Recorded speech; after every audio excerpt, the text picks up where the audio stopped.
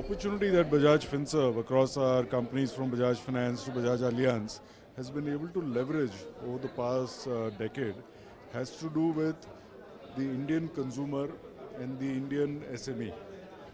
And this year we will do 40 million loans and insurance policies across this base with over 100 million active customers and growing.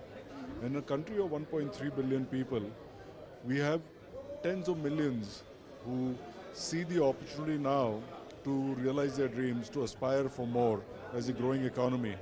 And our job, whether it is through insurance, whether it's through loan products, is to be that enabler for them to help them fulfill their dreams.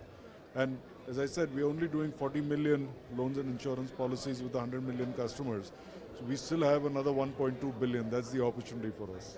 That is a huge opportunity, and I guess across the board, even when we look around in India, there is huge amount of still latent demand there.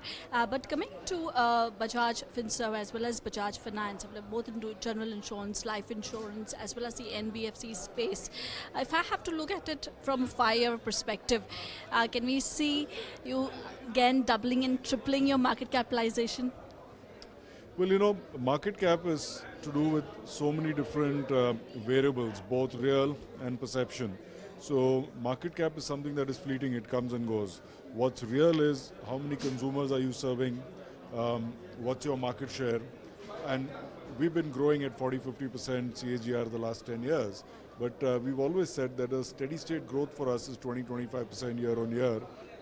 And we think that's also a very strong growth, which is what we see for the next few years at least.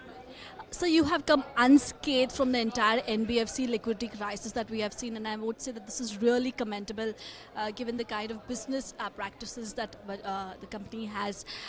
What is your view so far, your assessment of the liquidity crisis as of now? Do you think that we are completely out of the woods, or do you think that more needs to be done from RBI or the government perspective to have a better situation on the liquidity front?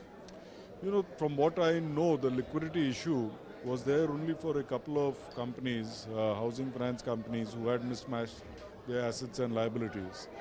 It's not a bigger issue. However, anytime an issue like this comes up, it's really for all participants, including the regulator, including the government and the industry, to play a stable role to end up calming the markets. If you don't do that, then markets panic. And that's what we saw initially for the first few days before things started calming down. And today NBFCs and HFCs are again raising money the last 4 weeks in the market. So I believe this issue is behind us.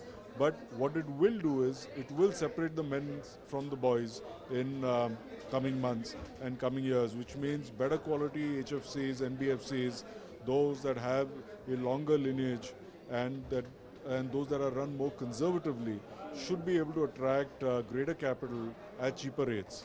And the ones that are upcoming, the ones that take on greater risk, should naturally have their capital adjusted to that risk. Do you really think that, because one of the key points in the RBI board meet would be in order to relaxation of the PCA norms, do you think that that is really impeding the flow of credit to the NBFC and to the economy, and do you think that that is really required at this point in time? No, so I have no particular view on what that discussion is going to be, so because I'm not privy to that. We have a very able regulator in the RBI, and we have to make sure that we let them go ahead and do what they think is right and protect their autonomy.